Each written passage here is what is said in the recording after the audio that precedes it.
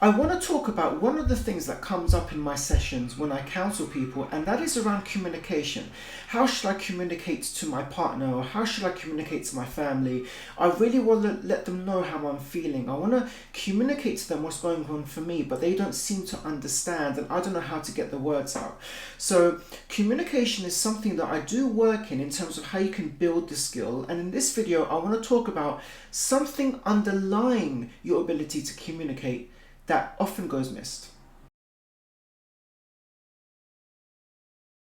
If you're new to this channel, then please subscribe, because I post videos covering different aspects of mental health, and in this video I want to talk about the one key thing that underlies your ability to communicate effectively, and it's actually understanding yourself. And this is what I call self-awareness. This is something I've spoken about many times before. The reason self-awareness matters when you want to communicate with someone is because you need to understand yourself, whether it's your personality, whether it's the values you have, what needs you have, or how you feel about things. You need to be able to understand at most times, where am I in this situation? What needs do I have? What am I thinking about this situation? Because that's going to help you determine what you're communicating to the other person. And more importantly, what you want to get across. What is it you want that person to understand about where you're coming from? So I want to share a framework in 4 steps that's going to help you to craft your response and craft the way you communicate something. So if you're in a relationship, or you want to talk to your family and you want them to understand how you're feeling in particular, then this 4-step framework is going to help you do that. So as I mentioned, it starts with self-awareness, and counseling is a very powerful tool in helping you to become more self-aware. The first step of this framework is observation. So this is where you call out the facts of what's just happened. So this is where you and the person that you've maybe had an argument with, you both can generally agree what's just happened. So you're calling out the observation. This is going to help disarm the person you're talking to. They're very unlikely to become defensive because you are saying what's just happened. You're not judging them, you're not passing judgment, you're not blaming them, you're just simply calling out what's happened. This is going to help engage the other person in the conversation with you and start to listen. So once you observe what's happened, it's not just about what's happened in the situation. You also want to observe how you're feeling and how the person's feeling, right? So you need to say, look, we just had this argument about this thing. You have some very strong views on it. I have some strong views. Clearly we don't see eye to eye. And I can see that the opinions I have that I've just spoken about, they seem to really have upset you. You seem upset right now, and I'm also upset.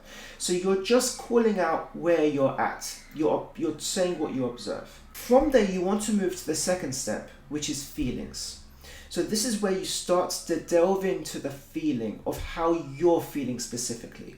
So in the observation, you've said what's happened, you've noticed and observed how the other person's feeling, if they're sad, angry, whatever it might be, you've mentioned that without judgment.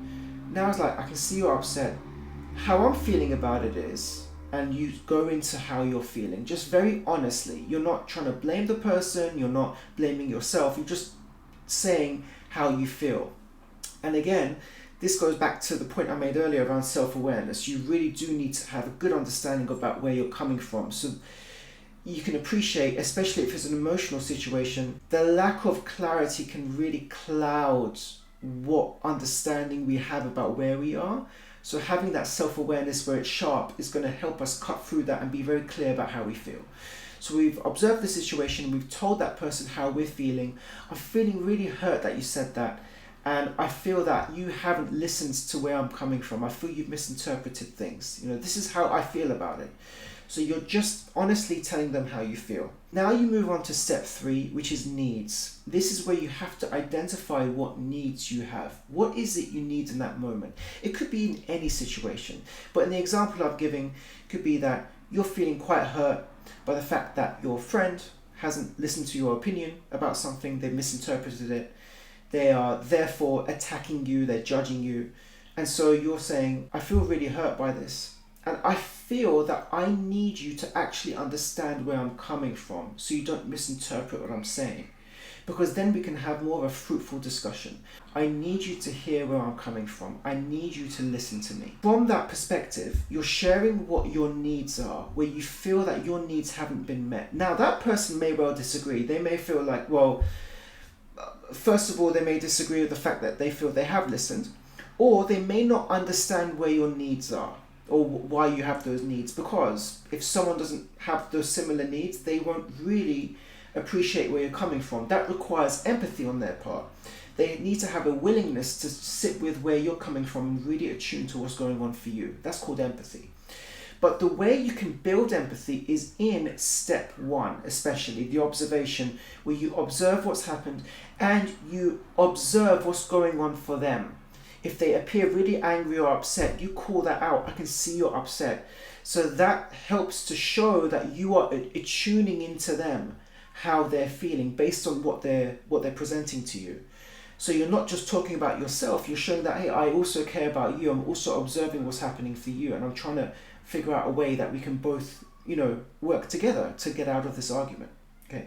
So the third step, being needs, is where you communicate what your need is. It could be that you're in a relationship and you feel that you don't feel loved for whatever reason. You don't feel that you've been really considered.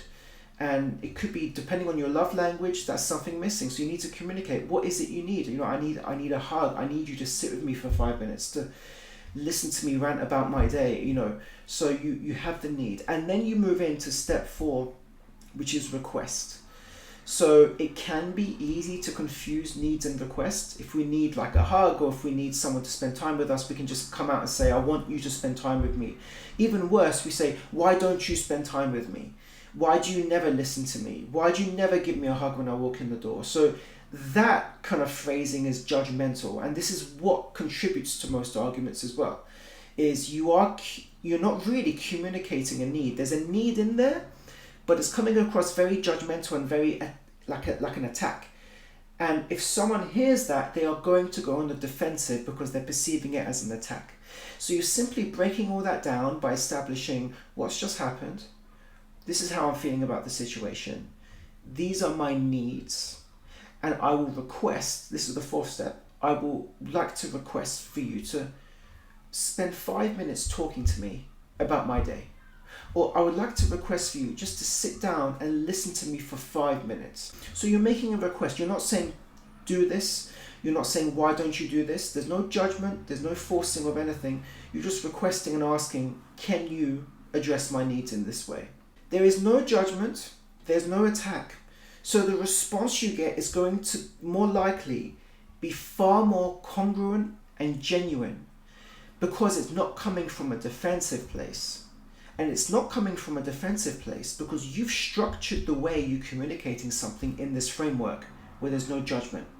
It cannot be perceived as an attack. And of course, like anything, it is a skill, you need to practice it. But this way of communicating, where you observe, talk about your feelings, your needs, and then you make a request, this is going to help you to go through any kind of dialogue or conflict and come out the other side without further exacerbating the conflict or the argument, and there's no judgment in this. And remember, underpinning all of this is being self-aware. So actually, before you even, take this step, you need to understand, well, what is it I want to communicate to this person? What do I really feel?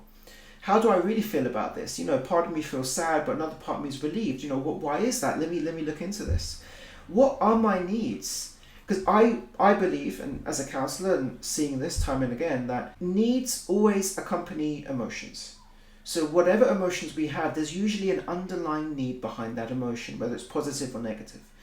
And so understanding what is my need fundamentally, what is it I'm missing, what's going to help satisfy me, what's going to help me feel more valued or more appreciated, what's going on here, and what can I reasonably ask this person to do. So you can appreciate that this is quite a layered process, but once you get it right and once you understand the technique of communicating it and putting that kind of structure together, and once you understand what's going into it in terms of your own feelings and observations and needs, you will be able to navigate a lot of conflicts and challenges and relationships, friendships, relationships with your family, at work. You'll be able to navigate it in a very clear, direct, concise, but gentle and empathic way. Please subscribe, like this video. There'll be more coming soon.